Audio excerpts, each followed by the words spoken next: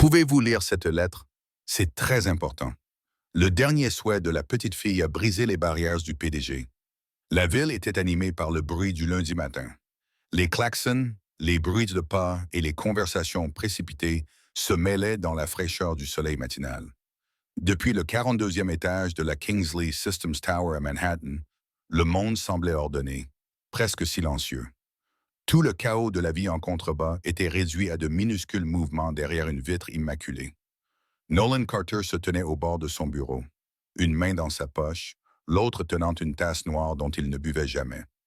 Âgé de 31 ans, vêtu d'un costume gris sur mesure, les cheveux noirs de jais, soigneusement coupés, les yeux aussi perçants que la ligne d'horizon qu'il contemplait. Ce n'était pas sans raison que les gens disaient qu'il dirigeait son entreprise comme un chirurgien tient son scalpel, avec précision, sans émotion et sans faire de concessions. Il n'était pas sans cœur, il n'avait simplement pas le temps de se faire des illusions. Ses années dans le monde des affaires lui avaient appris une vérité. Tout le monde voulait quelque chose. Derrière chaque sourire se cachait une arrière-pensée. Derrière chaque poignée de main, une stratégie. Il gardait donc son monde sous contrôle. Des murs de verre, certes, mais les murs émotionnels étaient plus épais.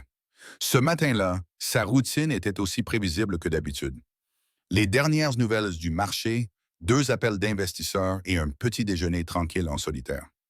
Puis, le téléphone de son bureau s'est allumé, signalant d'un appel direct depuis le hall d'entrée, ce qui n'arrivait presque jamais.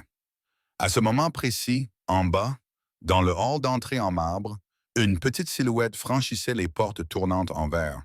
Elle avait 5 ans. Elle s'appelait Aubrey. Elle portait une robe rose pâle avec un ruban à la taille. Elle avait des chaussures blanches, un peu éraflées, et tenait contre sa poitrine, à 2 mains, une enveloppe froissée. Ses cheveux bruns foncés, légèrement bouclés aux extrémités, rebondissaient à chaque pas. Elle s'arrêta devant la réception étincelante, les yeux écarquillés, scrutant les murs imposants de verre et de métal. La réceptionniste, Jenna, leva les yeux de son écran et cligna des paupières, perplexe. « Bonjour, vous êtes perdu ?» demanda gentiment Jenna en se penchant par-dessus le comptoir. Aubrey secoua la tête. « Non, madame. » Sa voix était faible mais assurée.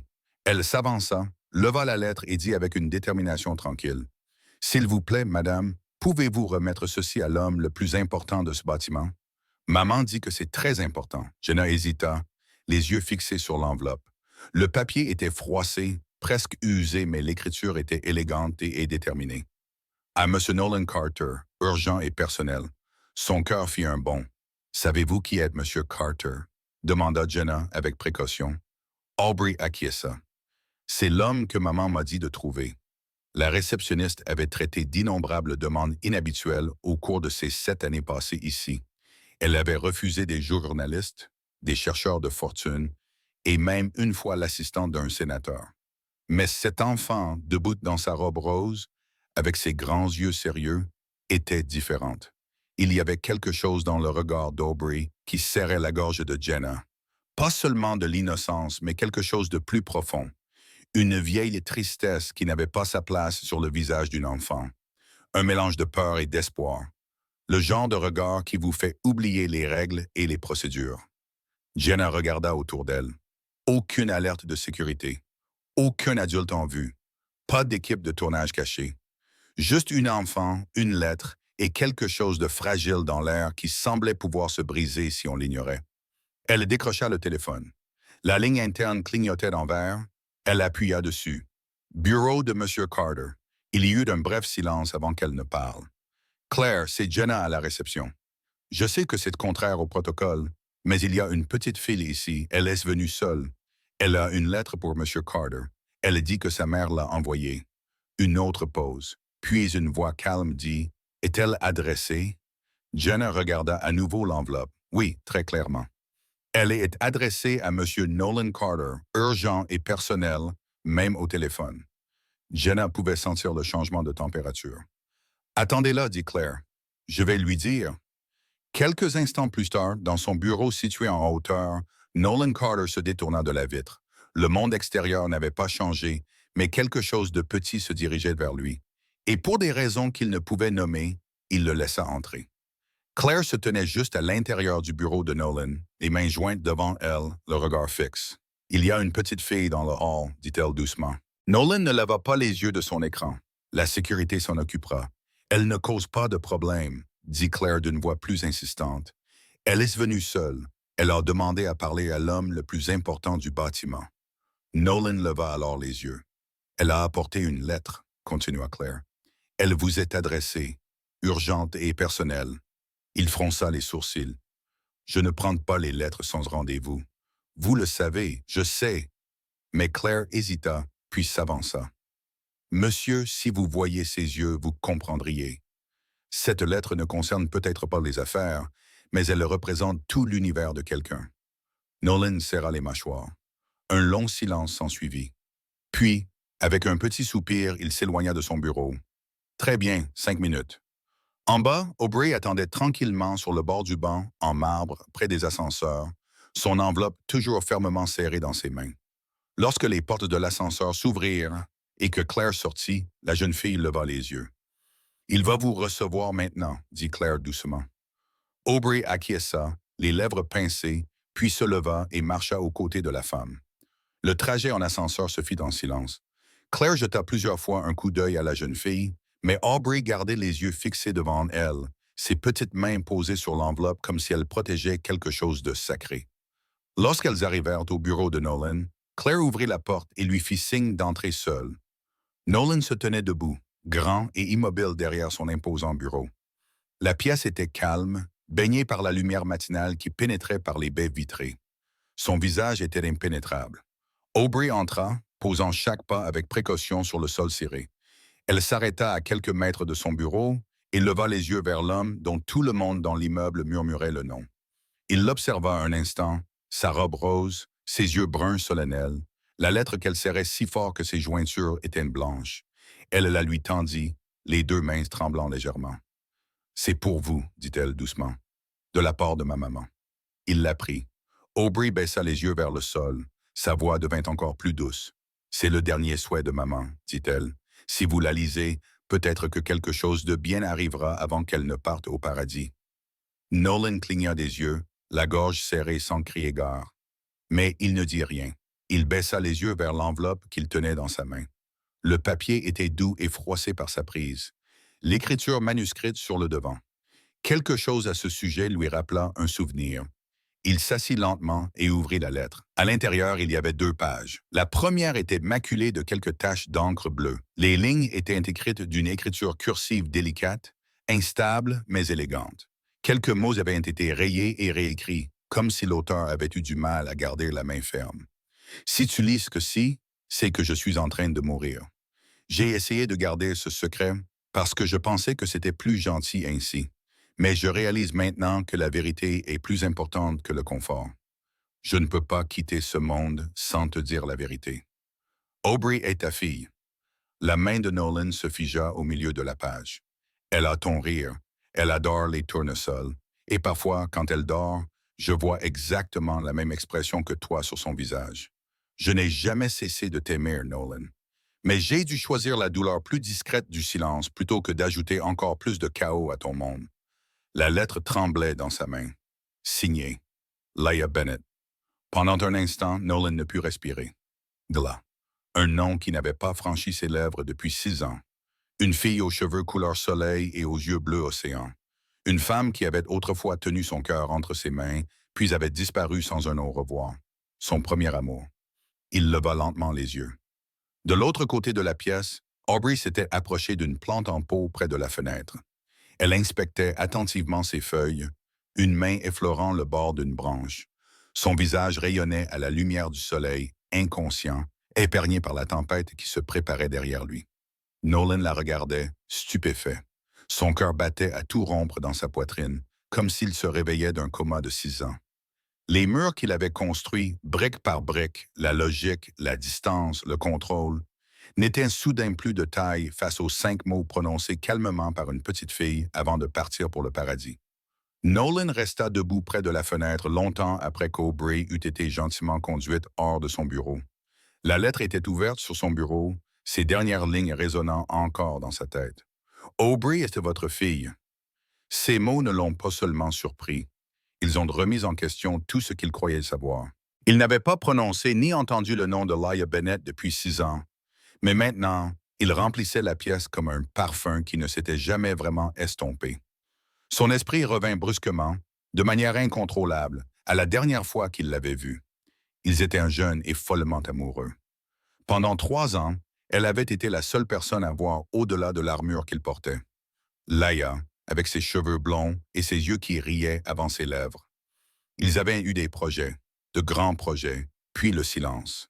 Il se souvenait du moment où tout s'était effondré. Une photo était arrivée anonymement dans sa boîte mail. Laia Ia, les bras autour d'un homme que Nolan ne reconnaissait pas, s'ajoute près de la sienne. Pas de légende, pas d'explication, juste l'image. Il ne l'avait jamais confrontée. Il avait regardé la photo, ravalé sa jalousie et décidé qu'elle avait choisi quelqu'un d'autre. Elle ne s'était pas débattue lorsqu'il s'était éloigné. Elle était simplement partie, sans conclusion, sans adieu. Il avait enfoui sa douleur, se disant que ce n'était qu'une leçon de confiance de plus. Et Laia avait disparu de sa vie comme un chapitre arraché d'un livre. Mais maintenant, cet enfant, cette petite fille à la voix douce, aux yeux solennels et aux mêmes plis obstinés sur le front, il ne pouvait s'empêcher de penser à elle. Laia disait-elle la vérité? Ou s'agissait-il d'une histoire élaborée destinée à le manipuler, à s'emparer de son succès, de son argent, de son nom? Il avait besoin de savoir. Le lendemain matin, il demanda à Claire d'organiser une deuxième rencontre avec la fille seule. Pas de caméra, pas de presse. Aubrey était assise tranquillement sur le canapé en face de lui, ses jambes trop courtes pour toucher le sol, ses chaussures se balançant lentement d'avant en arrière. Nolan s'éclaircit la gorge. « Que fait ta maman? » demanda-t-il. Aubrey ne répondit pas tout de suite. Son regard se posa sur la grande fenêtre derrière lui, où la lumière du soleil se répandait sur le sol. « Et elle chantait, » dit-elle doucement. « Tout le temps, mais plus maintenant. »« Pourquoi? Elle est fatiguée maintenant, » répondit Aubrey. « Elle dit qu'elle a parfois du mal à respirer, mais elle continue à fredonner quand elle me brosse les cheveux. » Nolan détourna le regard un instant. Il avait déjà vu Laila chanter devant un public nombreux dans un parc, depuis une scène improvisée lors d'un festival étudiant. Sa voix n'était pas travaillée, mais claire et pleine d'émotion, comme celle d'une personne 2 fois plus âgée qu'elle. Cette même voix remplissait sa chambre d'étudiant tard le soir, fredonnant doucement contre son épaule. Il jeta un coup d'œil à la jeune fille. Elle passait maintenant ses doigts sur la table basse, traçant des motifs dans le bois. Puis elle leva les yeux vers lui. Elle sourit. Cela le paralysa. Ce sourire était légèrement incliné sur le côté. Une petite fossette apparut sur sa joue gauche. Il retint son souffle. Il connaissait ce sourire. Il l'avait vu dans le miroir, sur de vieilles photos, sur les portraits d'enfance que sa mère encadrait avec fierté. Il n'y avait pas que Laia dans cette fille. Il y avait aussi lui. Quelque chose en Nolan changea, subtilement, mais de manière irréversible. Un mur se fissura, une porte s'ouvrit. Il s'excusa calmement, mais dès qu'il fut de retour dans son bureau, il décrocha son téléphone privé et appela un contact dans le milieu médical. « J'ai besoin d'un test de paternité discret », dit-il dès que possible. Pas de publicité, pas d'enregistrement autre que le mien. Sa voix était calme, mais sa main tremblait légèrement lorsqu'il raccrocha. Il regarda à nouveau la petite empreinte qu'Aubrey avait laissée sur la table en verre. La vérité commençait à prendre forme, et l'homme qui avait cessé de croire aux sentiments se retrouva soudainement à en poursuivre un. Les couloirs du Street Augustine Memorial Hospital étaient calmes dans la lumière de fin d'après-midi.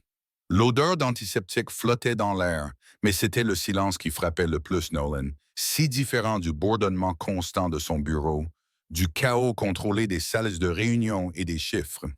Il avançait dans les couloirs avec un air calme, mais à l'intérieur, quelque chose se resserrait à chaque pas. Chambre 4, 12.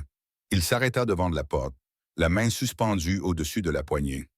Pendant un instant, il envisagea de faire demi-tour. Que pouvait-il bien dire après 6 ans de silence? Après s'être éloigné sans jamais demander pourquoi, il ouvrit la porte. La pièce était sombre, mais chaleureuse. Un léger bip provenait du moniteur à côté du lit. Et là, allongé contre des oreillers blancs, se trouvait Laia. Ses cheveux, autrefois dorés, étaient désormais plus courts, plus fins. Le traitement avait fait des ravages. Sa peau était pâle, son corps fragile sous la couverture d'hôpital, mais ses yeux bleus océan, étaient toujours les mêmes. Et lorsqu'ils croisèrent son regard, elle sourit. C'était le même sourire doux et complice qu'il avait vu 1000 fois dans ses souvenirs. Nolan resta figé pendant un long moment. Aucun d'eux ne parla. C'était comme si le temps lui-même refusait de les interrompre. Enfin, la voix de Hila rompit le silence. Calme et rauque, mais indéniablement la sienne. « Je n'étais pas sûr que tu viendrais, dit-elle. Il s'approcha, la gorge serrée. « Je ne savais pas où aller d'autre, admit-il. Elle essaya de s'asseoir et il s'empressa de l'aider à ajuster les oreillers. Leurs mains se frôlèrent. Le contact fut bref, mais électrique. « Je suis désolé, dit-elle, les yeux remplis de larmes. Je n'ai jamais voulu te la cacher. Alors pourquoi l'as-tu fait? Demanda-t-il, sans accusation, mais avec douleur. Elle baissa les yeux vers ses mains. Parce qu'à l'époque, tu avais tout ton avenir devant toi et je ne voulais pas être la raison pour laquelle tu restais en arrière. Tu penses que je ne l'aurais pas choisi? Toi? Sa voix se brisa. Elle leva les yeux, les larmes coulant sur ses joues. Je ne voulais pas briser ta vie, murmura-t-elle. Je voulais seulement protéger la sienne. Il s'assit à côté d'elle, le poids de tout cela pesant sur sa poitrine. Je ne savais même pas que je voulais être père, dit-il doucement. Jusqu'à ce que je la voie. Et maintenant, je ne peux m'empêcher de penser à elle. Elle est tout ce que j'ai, dit Laïa. Et maintenant, elle a la chance de te connaître. Je ne voulais pas qu'elle te perde assis. Il y eut un long silence. Puis, pour la première fois depuis des années, Nolan baissa complètement sa garde. Ses épaules tremblèrent. Sa main chercha la sienne. Et quand leurs doigts s'entrelacèrent, il baissa la tête et pleura. Au début, les larmes coulèrent doucement. Puis, un chagrin plus profond et plus intense s'est emparé de lui pour les années perdues, pour le temps qu'il ne pourrait jamais rattraper, pour toutes les choses qu'il ne s'était jamais dites. Laïa ne parlait pas. Elle se contentait de lui tenir la main et de le regarder s'effondrer, car elle avait autrefois aimé la version la plus forte de lui-même. Mais cette version brisée était réelle. Quand il a finalement levé les yeux, ses yeux étaient rouges mais clairs. « Combien de temps ?» demanda-t-il. Elle ne répondit pas. Elle n'en avait pas besoin. « Je vais me battre pour vous, dit-il, pour vous deux. Vous n'êtes plus seul dans cette épreuve. » Elle leva la main et lui caressa la joue. Ses doigts étaient frais mais doux. « Je n'ai jamais cessé de t'aimer, Nolan, dit-elle. » Il ouvrit la bouche, mais aucun mot ne sortit. Il se pencha donc vers elle et appuya son front contre le sien, et ils restèrent ainsi, immobiles et silencieux, ensemble, de la seule manière possible. Cette nuit-là, Nolan passa 3 coups de fil. Un à son médecin personnel, un au directeur du service d'oncologie d'un institut médical de renom, et un à Claire, pour lui demander de libérer son agenda pour une durée indéterminée. Il avait pris des décisions tous les jours de sa vie, des décisions impitoyables, à haut risque, valant des millions. Mais cette fois, c'était différent. Cette fois, il décidait quel genre d'homme il voulait vraiment être. Vanessa Blake n'était pas le genre de femme à laisser les choses lui échapper. Elle avait bâti toute sa carrière sur le contrôle, celui des récits de marque, des gros titres, de la perception. En tant que directrice des relations publiques de Kingsley Systems et petite amie de Nolan Carter, depuis près de 2 ans, elle avait soigneusement entretenu son image publique et sa vie privée. Alors quand Nolan a commencé à changer, à annuler des réunions, à se retirer des engagements avec la presse, à éviter ses appels, elle l'a remarqué. Au début, elle a mis cela sur le compte du stress. Mais quand il a commencé à disparaître pendant la journée sans explication et que Claire a cessé de donner des réponses cohérentes, son instinct s'est réveillé. Elle a commencé à poser des questions. Quelques discrets renseignements lui ont suffi. Nolan s'était rendu à l'hôpital à plusieurs reprises. Il avait personnellement demandé des transferts médicaux, signé d'importants paiements privés et avait été vu quittant un centre de cancérologie 3 fois en 1 semaine. Vanessa a fait ce qu'elle faisait toujours lorsque le contrôle commençait à lui échapper. Elle a pris les choses en main. Un appel à un ancien contact dans les dossiers des patients. Une signature falsifiée, un rapport fabriqué de toutes pièces. En moins de 48 heures, elle avait ce qu'elle voulait. Le nom de Laïa Bennett, un diagnostic et suffisamment d'éléments pour inventer une histoire. Elle a divulgué anonymement une histoire à 2 sites de potins en ligne. Des rumeurs selon lesquelles une ex-petite amie de Nolan Carter, en phase terminale, avait soudainement réapparu, affirmant avoir un enfant de lui. Les titres étaient cruels, avec des expressions telles que croqueuse de diamants, manipulation émotionnelle et dernière arnaque d'une femme mourante. Puis elle a attendu. Mais Nolan ne paniqua pas. Il ne l'appela pas pour lui demander conseil. Il n'en fit même pas mention. Au lieu de cela, Vanessa entra dans son bureau un soir et le trouva assis tranquillement derrière son bureau, tenant une photo imprimée dans sa main. La photo qu'elle avait envoyée 6 ans auparavant, celle qui avait tout changé. C'était Lila en train de rire et d'embrasser une amie pour lui dire au revoir après un récital d'étudiants. Une amie qui avait révélé son homosexualité des années plus tard, un moment si innocent, si mal interprété, et Vanessa s'en était servie comme d'une arme. Nolan leva les yeux vers elle, le regard plus perçant qu'elle ne l'avait jamais vu. « Pourquoi as-tu fait ça? » demanda-t-il. Elle cligna des yeux. « Fais quoi? » Il brandit la photo. « Tu as envoyé ça. Tu savais ce que ça me ferait. » Vanessa ricana légèrement, mais ses yeux trahissaient sa panique. « C'était il y a longtemps. Savais-tu que je l'aimais? » La voix de Nolan était basse, mesurée. « Tu l'aimais vraiment? » Elle rit, d'un rire amer et peu convaincant. « Tu penses que oui, mais elle t'aurait détruit. Elle n'avait pas sa place dans ton monde. Je te protégeais. »« Tu ne me protégeais pas, dit-il. Tu protégeais ta place dans ma vie. » Son visage se durcit. « Tu aurais tout sacrifié pour elle. » Voilà, la vérité. Il se leva. « Et je le ferai encore. » Elle le regarda, stupéfaite. « Tu as fini ici, Vanessa. »« Nolan, tu es viré, dit-il. À compter de maintenant, tu ne peux pas. »« Je l'ai déjà fait. » La voix de Vanessa se brisa. « Tu vas le regretter. » Mais Nolan ne répondit pas. Il lui tourna simplement le dos. Les retombées furent rapides. Les documents divulgués furent retracés jusqu'à une adresse IP liée à l'appartement de Vanessa. Une enquête interne confirma tout. Les médias reprirent l'histoire et pour la première fois, Nolan Carter se retrouva au centre d'un scandale. Mais cette fois-ci, il ne se cacha pas derrière une équipe d'avocats ou de publicitaires. Il tint une brève conférence de presse, s'exprimant directement, calmement. Il a confirmé l'état de santé de Laia, reconnu l'enfant, refusé de commenter davantage les questions personnelles et clarifié une chose. Je ne m'excuserai pas d'avoir fait ce qu'il fallait trop tard. L'opinion publique a changé presque instantanément. L'homme autrefois qualifié d'insensible était désormais vu sous un autre jour. Humain, honnête, rachetable. En coulisses, le monde de Nolan s'était effondré, mais de ces fragments, quelque chose de plus fort commençait à émerger. Le transfert s'est déroulé discrètement, sans communiqué de presse ni déclaration publique. Nolan a tout organisé en une seule nuit, contactant l'un des centres d'oncologie les plus avancés du pays. Laia a été transférée dans une suite privée. Sa nouvelle chambre était plus lumineuse, plus calme, avec de grandes fenêtres qui laissaient entrer le soleil chaque matin. Il a pris en charge toutes les dépenses personnellement, les médecins, les traitements, le transport, tout. Il n'y avait aucune condition, aucune obligation. Lorsque Laia a essayé d'en parler, Nolan a simplement répondu « J'aurais dû être là depuis longtemps. Laisse-moi faire ça maintenant. » Aubrey venait lui rendre visite tous les après-midi après la maternelle. Son petit sac à dos était toujours rempli de crayons de couleur et de papier cartonné.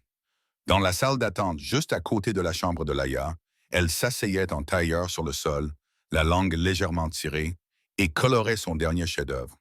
Un jour, une infirmière s'est penchée vers elle et lui a demandé ce qu'elle dessinait. « C'est maman dans le lit d'hôpital », a expliqué Aubrey en montrant un bonhomme avec des cheveux jaunes et un grand cœur rouge sur la poitrine. « Et c'est moi avec elle. » L'infirmière a souri. « Et qui est-ce » Aubrey a rayonné de joie. Elle avait dessiné un grand homme en costume gris avec une cape bleue. « C'est papa », a-t-elle dit. « Il s'occupe de maman maintenant. Il est comme un super-héros, mais en costume. » L'infirmière cligna rapidement des yeux et sourit à nouveau, même si elle avait la gorge serrée. De retour dans son bureau, loin des caméras et des actionnaires, Nolan faisait autre chose, quelque chose que personne ne lui avait demandé. Avec l'aide d'une équipe juridique privée et d'un conseiller philanthropique, il mit en place une initiative discrète, la Final Wish Foundation. Pas de presse, pas de marque, juste une action discrète et puissante.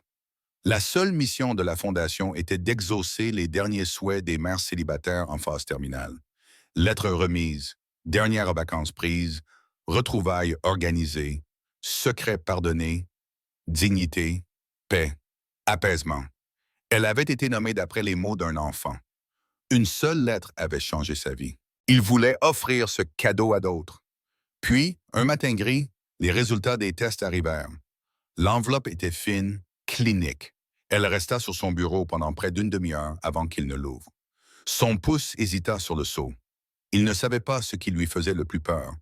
Que les résultats indiquent qu'Aubrey n'était pas sa fille ou qu'ils confirment qu'elle l'était. Le document à l'intérieur ne disait que ce que la science pouvait affirmer. Probabilité de paternité, 99,49%. Elle était sa fille. Il n'y avait plus aucun doute. Plus aucune question sans réponse. Il se rendit immédiatement à l'hôpital. Aubrey était de nouveau dans le salon familial, allongé sur le ventre, en train de colorier un nouveau dessin. Laia dormait à l'étage. Nolan s'agenouilla à côté d'elle sans dire un mot. Elle leva les yeux vers lui, curieuse. « Ça va ?» Au lieu de répondre, il brandit les résultats du test d'une main et ouvrit l'autre bras. Aubrey hésita un instant. Puis elle se leva, se jeta dans ses bras et enroula ses bras autour de son cou. Il ferma les yeux. Le papier glissa de ses doigts et tomba sur le sol, désormais illisible, sans importance. Il la serra longtemps dans ses bras. Dehors, les nuages matinaux se dissipèrent. La lumière du soleil pénétrait par la grande fenêtre, tombant doucement sur les cheveux bruns d'Aubrey, faisant briller des reflets dorés qui n'étaient pas visibles auparavant. Ils brillaient comme une auréole autour d'elle. À ce moment-là, Nolan ne se sentait ni PDG, ni milliardaire, ni homme essayant de corriger le passé. Il se sentait comme un père et pour la première fois depuis des années, il ne voulait être nulle part ailleurs. Les premiers signes d'espoir apparurent discrètement. Laia reprit des couleurs. Son énergie revint petit à petit, son appétit, son rire, la force de s'asseoir toute seule. Le nouveau traitement n'était pas miraculeux, mais il fonctionnait. Les médecins étaient prudemment optimistes et pour la première fois depuis des années, elle l'était aussi. Ils l'ont transférée dans un logement temporaire près de l'hôpital et Nolan a insisté pour rester à proximité. Il a commencé par lui rendre visite, puis à rester dîner tard le soir. Finalement, il a tout simplement cessé de partir. Les matins ont pris un rythme régulier. Nolan se tenait devant la cuisinière dans la petite cuisine ensoleillée, versant du café dans 2 tasses. Il portait un vieux T-shirt de l'université et un pantalon de pyjama, une tenue que personne dans son milieu professionnel n'aurait pu imaginer. Derrière lui, Laia était assise au comptoir du petit déjeuner, enveloppée dans un peignoir, ses cheveux commençant à repousser en mèches dorées et soyeuses. À la table de la cuisine, Aubrey était penchée sur un livre de coloriage, la langue tirée en signe de concentration. « Maman, dit-elle sans lever les yeux, on peut garder papa ?» Laia éclata d'un rire sincère, et Nolan faillit laisser tomber la cafetière. Il se retourna, feignant le sérieux. « Eh bien, ça dépend. Je ronfle. Je bois beaucoup trop de café et je ne sais pas faire de tresse. » Aubrey lui lança un regard malicieux. « Ce n'est pas grave. Tu peux apprendre. » Plus tard dans l'après-midi, ils allèrent au parc, celui où Nolan et Laia avaient l'habitude d'aller pendant leurs années d'université. Ils n'avaient pas beaucoup changé. Le même chemin sinueux au bord du lac, le même banc patiné sous le sol. Ils avaient apporté une couverture, des sandwichs et un cerf-volant. Aubrey insista pour le faire voler même s'il n'y avait pratiquement pas de vent. Elle courut en rond, riant tandis que ses parents la regardaient depuis le banc. « J'avais oublié ce que ça faisait, » dit Laia doucement, la main posée sur celle de Nolan. « Quoi ?» demanda-t-il. Elle le regarda.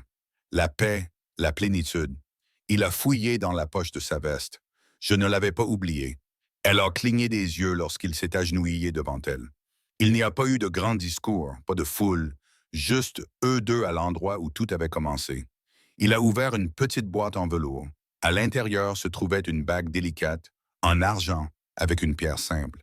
Sous celle-ci étaient gravés des mots qui scintillaient lorsqu'ils étaient exposés au soleil. Le dernier souhait qui nous a ramenés à la maison. Ayla retint son souffle.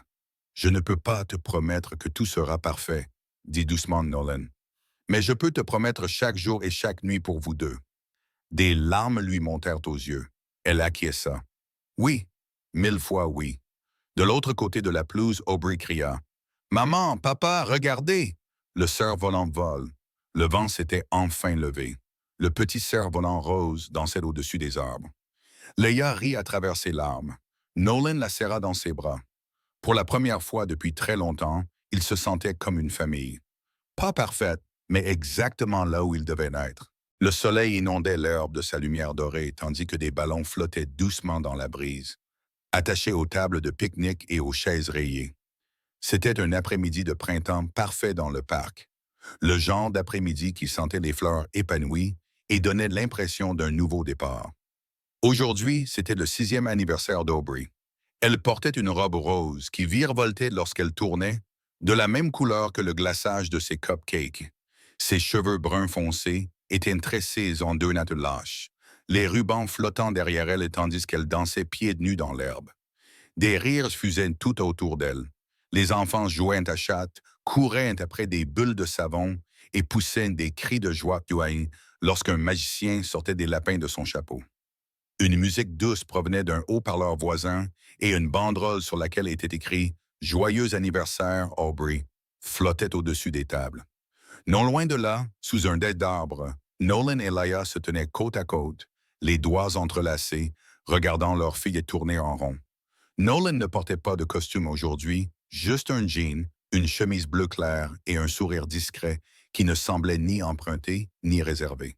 Il lui appartenait désormais à cette vie, à cet instant. Leia, radieuse dans une robe d'été blanche et un chapeau de paille, s'appuyait doucement contre son épaule. Ses cheveux blonds, qui repoussaient désormais en douces ondulations, reflétaient la lumière du soleil. Elle semblait en meilleure santé, plus forte. L'espoir s'accrochait à elle comme la maladie l'avait fait autrefois. « Tu sais, dit-elle en regardant Aubrey sautiller vers la table du gâteau, nous avons manqué 5 anniversaires. Nous n'en manquerons plus jamais, répondit Nolan en la serrant contre lui. Elle leva les yeux vers lui. Promis, il embrassa son front, de tout mon cœur. Alors que la fête battait son plein, Nolan souleva Aubrey sur ses épaules pour qu'elle puisse voir au-dessus de la foule. Ses petites mains serraient les ballons qu'il venait de démêler pour elle, et son rire résonnait comme une cloche. « C'est le meilleur anniversaire de ma vie !» cria-t-elle vers le ciel. Alors que le soleil commençait à se coucher et que les invités s'en allaient, Aubrey se tenait au bord du parc, sa robe rose flottant doucement dans la brise. Le ciel derrière elle prit une douce teinte orange. Ce soir-là, de retour à la maison, elle se tint à la fenêtre de sa chambre, contemplant les étoiles. La maison était calme. Son chapeau de fête était toujours posé sur la commode. Une couronne en papier que Nolan lui avait fabriquée à partir d'emballages de cupcakes était appuyée contre la télé de chevet. Elle appuya son front contre la vitre, écoutant le doux bourdonnement de la ville en contrebas, et murmura à la nuit. « Maman a dit que mon dernier vœu s'était réalisé. » Elle fit une pause, souriant doucement. Mais je pense que c'était son vœu depuis le début. Elle regarda par-dessus son épaule la faible lumière provenant du couloir où ses parents riaient doucement dans la cuisine. « Et papa, dit-elle, sa voix se réduisant à un murmure. « Eh bien, ces murs ont disparu maintenant. Ils laissent entrer la lumière. Et c'est là que réside l'amour. » Elle éteignit la lampe, se glissa dans son lit et se blottit sous les couvertures, un sourire toujours aux lèvres. Dehors, la lune se levait sur la ville, projetant sa lueur sur une maison qui était autrefois silencieuse. À présent, elle était pleine de vie et de lumière. Si cette histoire vous a touché autant qu'elle nous a touchés, nous vous invitons à prendre un moment pour réfléchir au pouvoir de l'amour, du pardon et des secondes chances. Il faut parfois l'innocence d'un enfant et le courage d'un dernier souhait pour abattre les murs que nous érigeons autour de nous. Si vous croyez aux histoires qui guérissent, qui nous rappellent ce qui compte vraiment, la famille, l'espoir et le retour à la maison, alors vous êtes au bon endroit. N'oubliez pas d'appuyer sur le bouton « Hype » pour montrer votre soutien à cette histoire. Et si vous souhaitez découvrir d'autres récits émouvants comme celui-ci, abonnez-vous à Soul Stirring Stories et rejoignez une communauté grandissante qui croit en la beauté des récits qui touchent le cœur. Merci d'avoir regardé et jusqu'à la prochaine fois, continuez à laisser entrer la lumière.